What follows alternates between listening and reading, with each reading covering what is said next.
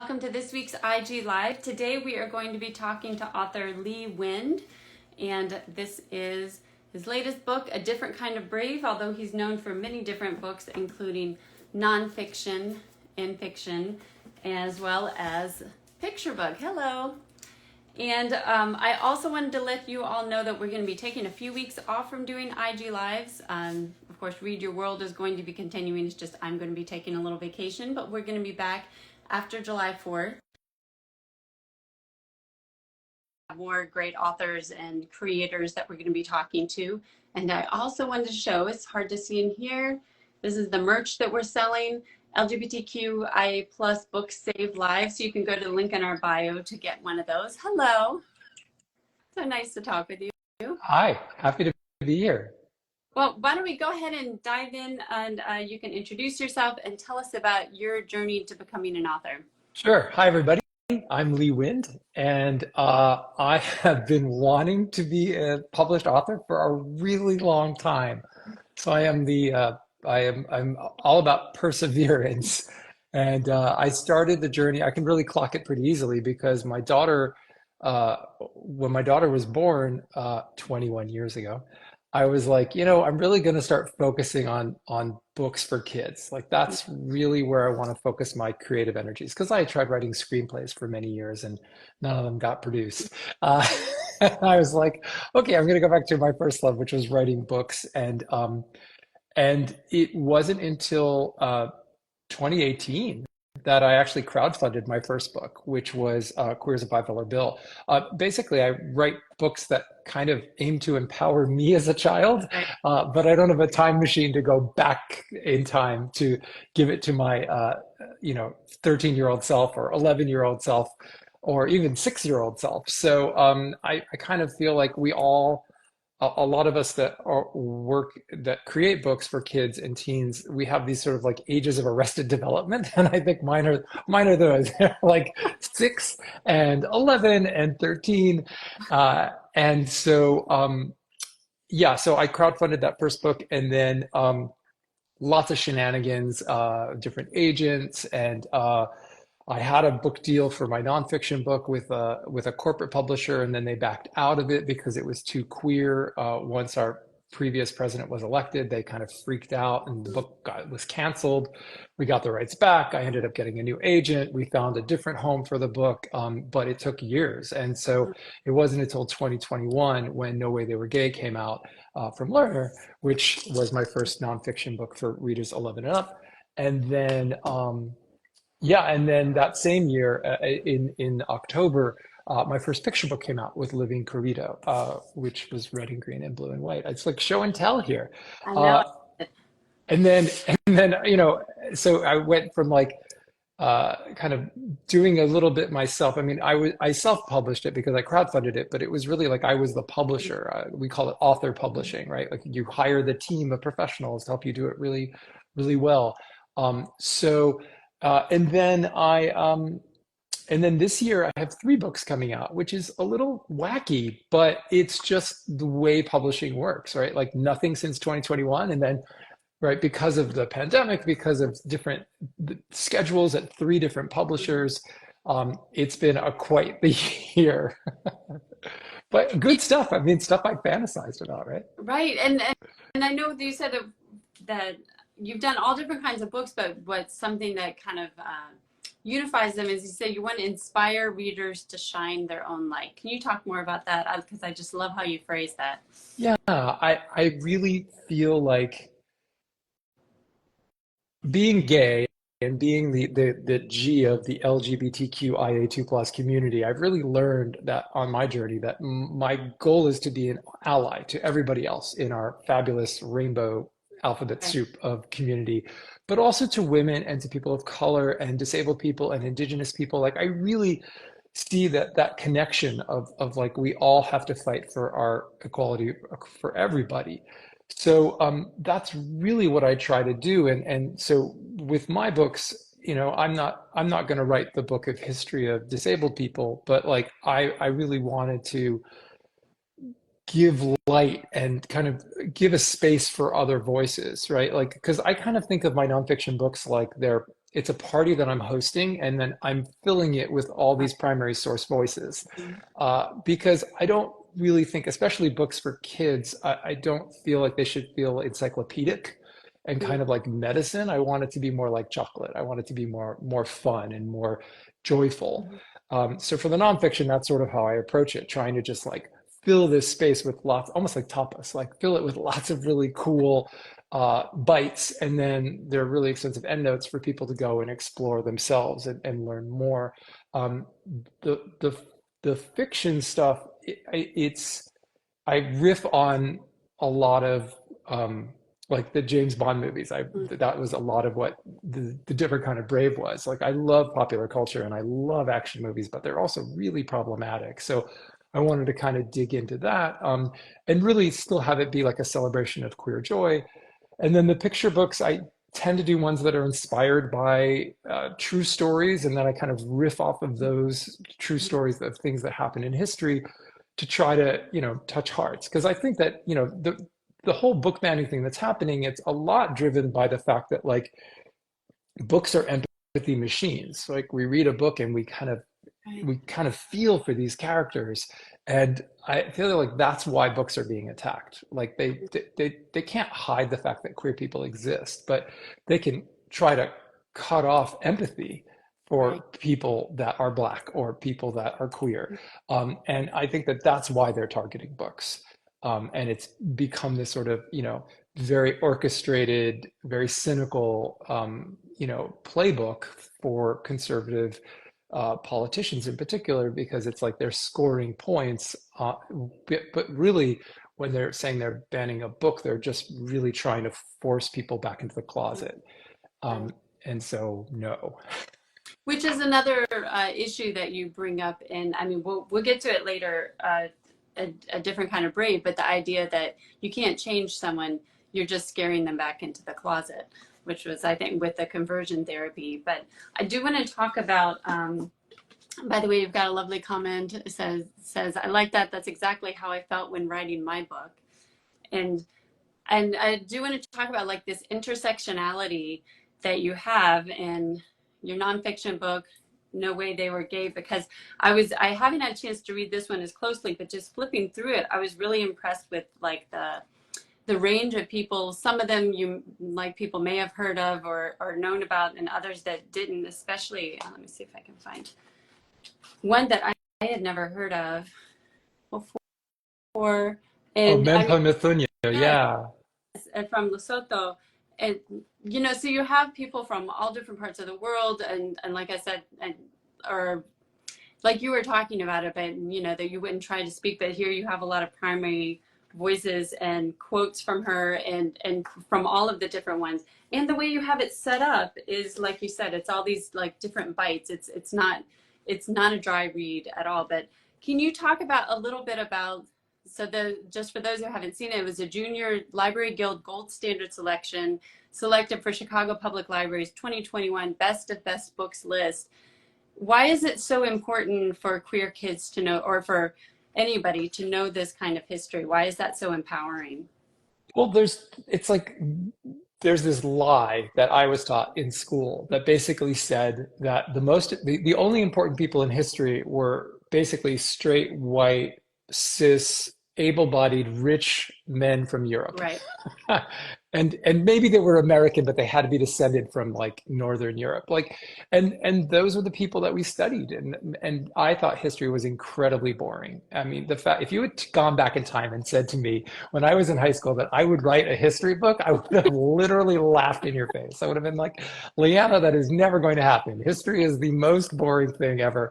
But once you start seeing echoes of yourself in history, it just becomes like, wait a minute, I want to know more. I want to learn more stories, and I want to find out more of these amazing moments, because actually history starts to make sense in a way that we don't really see it makes it. Like, okay, um, Mahatma Gandhi. Many people have heard of Gandhi, and the love of Gandhi's life was not his wife Kasturba, who he married as a child. They're both children, but this guy, Hermann Kallenbach, who was this German Jewish architect, and there are, publicly available there, because all of Gandhi's writings are through the trust are available online. And I read over 200 letters back and forth between Gandhi and Kallenbach, and it was incredible. They were like pledging their love to each other, and it was so eye-opening. And then to think that Gandhi's the one that said, it doesn't matter if, hold on, I want to get the quote right, but he goes, let people's religions be different. You worship a being, a single entity as Allah, and another adores him as Kuda. I worship him as Ishwar. How does anyone stand to lose? You worship facing one way and I worship facing the other. Why should I become your enemy for that reason? We all belong to the human race. We all wear the same skin. We hail from the same land. Like, that was a huge breakthrough in sort of humanity, right? And it actually makes a little more sense if you think about the fact that Gandhi, the love of Gandhi's life was this German Jewish guy, right? Like, suddenly it's like history starts to open up. And I think that kind of representation, like breaking down that false facade of history and saying, wait a minute, there are men who loved men and women who loved women and people who loved without regard to gender and people who lived outside the boundaries of gender that made a big impact on our world. And we should know that, because once that bit of that facade comes down, then suddenly you get access to all these, you start to think, well, where were the disabled people in history? And what about women? And what about Black people? And what about Asian people? Like, suddenly it opens it up to everybody. Like, we all have history. It's just that, history has been told through this very, very narrow lens of what they allowed to get through. And so like that was really interesting to me, because I didn't want to write a book just about Gandhi and Kallenbach. I wanted to write it about the bigger picture, about like this whole facade is BS, and let's tear it down and actually look at some of these amazing stories and really make the point. And thank you for acknowledging that it is all around the world and throughout time. And so for the next nonfiction book that's coming out in August, it's called The Gender Binary is a Big Lie. I just got my copy yesterday, so I was very excited to hold it up. And this is about a different lie, right? This is the lie that says that there are only two ways to be a human being. And that's really echoed in our culture, right? Like there's, men's rooms and women's rooms and bathrooms, right? But that's not, there aren't just men and women. There are many different kinds of genders. And our culture's, the dominant culture's view of gender is really a product of colonization and is not how every culture sees gender. And so that book is about exploring, well, how did we get so messed up about gender? And also looking at different cultures across time and around the world, again, that see gender very differently than we do. Like in Southern Sulawesi, Indonesia, there is a community called the Bugis, and they recognize 3 physical types of bodies and 5 different genders. And so like, that's amazing to know. And that's contemporary as well as historic. So, and there are many, many examples. So again, it was sort of like looking at this falsehood that we're all so sure of, and then realizing that actually no, we shouldn't be so sure of it, because it's completely not true. Even the things that we're sure we know, right? Like, well, blue is the color for boys and pink is the color for girls. You just go back 100 years in America, and that was reversed. Yeah. And pink was the color for boys because it was stronger, and blue was the color for girls because it was daintier. So like, everything we think we're so sure about gender is really not the case. And I think that that's really fascinating. And it was another thing I really wanted to unpack for kids, but also for adults. I know I have a lot of adult readers of these books as well. So. Oh yeah, like this is the next book I'm reading, and I just can't wait to go through it, because like you said, this is not anything that we were ever taught. And I'm wondering, did you get a lot of, I know you mentioned about the publisher, but did you get a lot of pushback? Because I think people are very invested. Some of the people, like I said, people may not have heard of, but Gandhi, Eleanor Roosevelt, Abraham Lincoln, people are very invested in their ideas about them. Have you gotten a lot of pushback from people, or even from, say, their descendants or their estate, saying, I think you're misinterpreting, something that seems very obvious? But yeah, I mean, I'm very clear in the book, like, many historians see it differently than I do. And the point of the book is basically to lay out the evidence and share the primary Right. sources and let the reader make their own decision. I'm very clear. I mean, like, I am confident Abraham Lincoln was in love with Joshua Fry Speed. That to me seems absolutely clear. But I'm not going to convince the world of that. The thing I am very proud about the book is that it has been out for 3 years, and even though it has certainly landed on a handful of these banned and challenged book lists, nobody has ever been able to come to me and say that, oh, that is not true, or that wasn't actually what Lincoln said. Like, in fact, the Lincoln chapter, I'm a very thorough guy. I have a master's degree from Harvard. Like, I'm very careful with what I cite. And the publisher was also knowing that the book was going to be in a lot of scrutiny. They really backed me up and checked everything. But some of the Lincoln quotes, actually, I have 2 and 3 sources for them because I knew it was going to be so controversial. And I'm like, okay, well, it's here and it's here. And, oh, and it's also here, because I really wanted to show, like, I am not making history up. One of the really cool things about both nonfiction books is that all the primary sources are in bold. So it makes it really easy for a reader, especially a younger reader that's just still learning what is a primary source. Yeah, thank you. To really see, oh, this is what Lincoln said, and this is what Lee is interpreting and saying. I mean, I did that. And so I'm very happy that it goes throughout both books. Again, it's sort of like I'm hosting the party, and here are the voices of the different people at the party. I think I love that you did that, because I think that's especially important for young people who have been taught one thing at school, and you don't want them to just take that same mindset to being taught something by you. It's like you're giving them the tools that says, okay, you were taught incorrectly. Here's how to learn for yourself. And here's how you can go out and you can see exactly where I'm getting my conclusions. Now, what do you think? Right. And that's, of themselves as being the investigators. And that's the research I did too. Like, I basically got the books and I went to the end notes section and I was like, well, where did they get this? And then I got that book from the library and I read it and I was like, well, where did they get that? Right. And I just kept, going back through it. So the end notes, I love. We just got a review in from Kirkus, a starred review for The Gender Binary is a Big Lie. And they said about the end notes, because the end notes, it's like pages and pages of end notes. And they said it's an invitation to explore more. And I love that, because it really is. It's like choose your own adventure in terms of what are you interested in. All right, go here's some place for you to go investigate. Right. And okay, I do want to switch gears a little bit. I'm looking at the time because I think the danger in our interviews, I feel like I could talk to you for a couple of hours about each of these. It's just so fascinating. But I do want to talk about your new book, Different Kind of Brave, because it's something completely different. I mean, we've been talking about your nonfiction, but this is just, on one level, you could read it as just a really fun adventure story. It's a romance.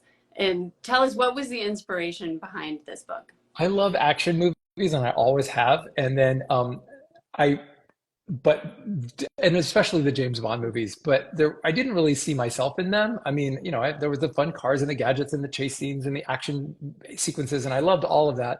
But they were pretty misogynistic and they didn't really appeal to me in terms of me being gay.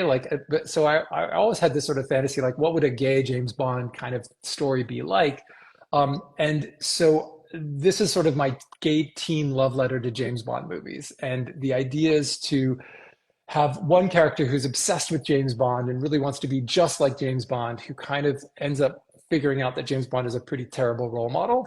And then have this other character, that's Sam. And then Nico is sort of living a life of adventure, but it's actually pretty terrible. And even though we as viewers, look at all this action and adventure and think, wow, that's amazing. If you actually lived it, it would be pretty horrifying and terrible. And the book actually opens with a big, escape scene where Nico is escaping from this gay reprogramming center, and then he's on the run for most of the book. And I loved that sort of, flipping it a bit on its head, and then having these two characters, you kind of know as a reader, they are going to inevitably come together. And then how are they going to go back and save everybody else at the Institute, all the other teens that are trapped there? So it was fun to kind of mash up the things I really loved about action movies with a gay teen romance. It's definitely the kind of book that felt like when I was writing it, like it was like, oh, is this too frivolous? Is this too silly? Like our world is a dumpster fire right now. Like, is this, should I be working on something more important? But when I came to realize over the course of working on it was that, centering two gay teens in an adventure story where they kind of have to save the world is important. Like that does feel incredibly like salient and like, wow, that would have totally been something I would have wanted to read as a Right. 13-year-old or 16-year-old. Although when So they're saving the world, I mean, it's an interesting kind of combination of things that are just fun as a reader, but it's also taking on a really serious issue, which is this reprogramming institute that first Nico escapes him, but then I love that he didn't just escape, that he wanted to go back and save everybody else, and they end up taking down the doctor or kind of pseudo doctor who's the head of it. So it's interesting because, like you said, I mean, even without that, though, just the fact of celebrating queer joy seems like in this political climate, something that is so important, especially, I know you talked on your Instagram recently, the study that came out when I think they had done a survey of queer youth and just what a high percentage of them felt under attack, felt like they were always being bullied. So why is a story like this so important? just, I mean, representation is so important. And again, it's that like being able to see yourself. There's a, Rudy Sims Bishop has that beautiful metaphor about like books are windows and they're mirrors as well, and they're sliding glass doors, right? An invitation to go into another person's world. And I think that's so true. And that's why representation, especially for queer youth, well, not especially, also for queer youth, is so important because um, yeah, I mean, how many straight action adventure movies have I sat through? And I love them and they're great, but they don't resonate in the same way. Right. So I wanted to kind of as a gift give this to myself, but also to readers today. And I think that a lot of adults are reading it for their inner teens, Yeah. uh, which is sort of like, wow, wouldn't this have been amazing to have back when I was 16 or 13? And so Right. I hopefully they'll get a chance to read it too. And one of the things I loved about it is that Sam and Nico come from such different worlds. They have such different experiences. So you're kind of showing, how different the experiences of queer youth can be. And then, of course, you and I had talked earlier about all the side characters, including, so there really shows like this kind of range and diversity of queer experience. So what did you kind of want to show when in all these different characters? I love the in Heartstopper. I love that there's the main romance, but then there's this sort of supporting cast of friends, this queer group of friends that love each other and are there for each other. And it's something I really wanted to create in my own universe of this novel, that there was a tight group of queer friends, and something I always wished I had, right? Looking back when I was closeted, like, oh, wouldn't that have been amazing? So hopefully we can manifest it.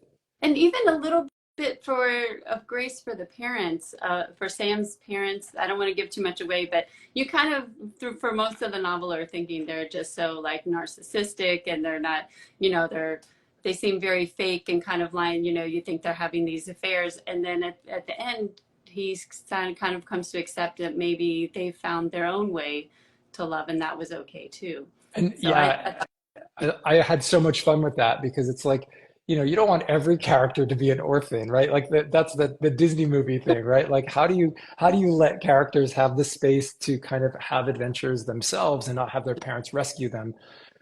But then, yeah, you want them to be there because a lot of us do have parents as we're teens, and we have to navigate those waters with them too. So that was a delicate dance, but I'm glad you enjoyed that as yeah, I well. did. I think maybe especially as a parent, it's like having that grace that yes, parents make mistakes and they're not perfect, but they can still be there for you in their own way, uh, which I thought was kind of interesting. But I do want to mention before we wrap up that I know you do a lot of work, such as through your blog, helping promote and support other queer kidlit creators. Why is that so important? Oh, because it's not just me. There are all these other wonderful books out there, and a community. I do host. We have a queer KidLit creators community that is just a volunteer thing. Everybody's volunteering, including me, and we host like a monthly Zoom meeting where about a dozen of us get together and just sort of like be in community. I mean, one of the weird silver linings of the pandemic is that we are able to do so much more of this, right? I mean, it's not an Instagram live thing, but just the idea that like we're not limited geographically in the way that we used to think we were in terms of finding connections and finding community. It's one of the neat things about the internet too.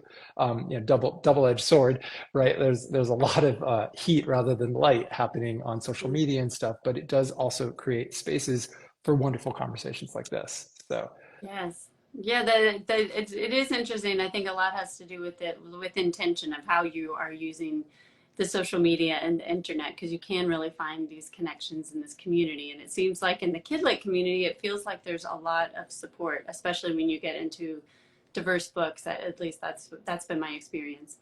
yeah, it goes back to something from Nowhere They Were Gay. There's a great quote from Bayard Rustin, who was this openly gay black civil rights leader, and he said um, he was talking about he was asked does he have any advice for anybody, and he said advice for other black gay activists, and he said in 1986. The most important thing I have to say is that they should try to build coalitions of people for the elimination of all injustice. Because if we want to do away with the injustice to gays, it will not be done because we get rid of the injustice to gays. It will be done because we're forwarding the effort for the elimination of injustice to all. And we will win the rights for gays or blacks or Hispanics or women within the context of whether we are fighting for all. And I'm like, right on. He could have said that yesterday. Yes. Yes. I love that. Well, that seems like a good note to end on. Thank you so much for time. It's just so much fun to talk with you. So I appreciate you taking the time. It was my joy too. Thank you. And for anybody who's joining us late, this is all going to be on Instagram in just a few minutes, and then later it will be up on our YouTube channel. And like I said, I'm going to be taking a few weeks off, but we'll be back in July with more wonderful interviews with creators of diverse KidLit. So thanks, everybody. Bye. Thank you.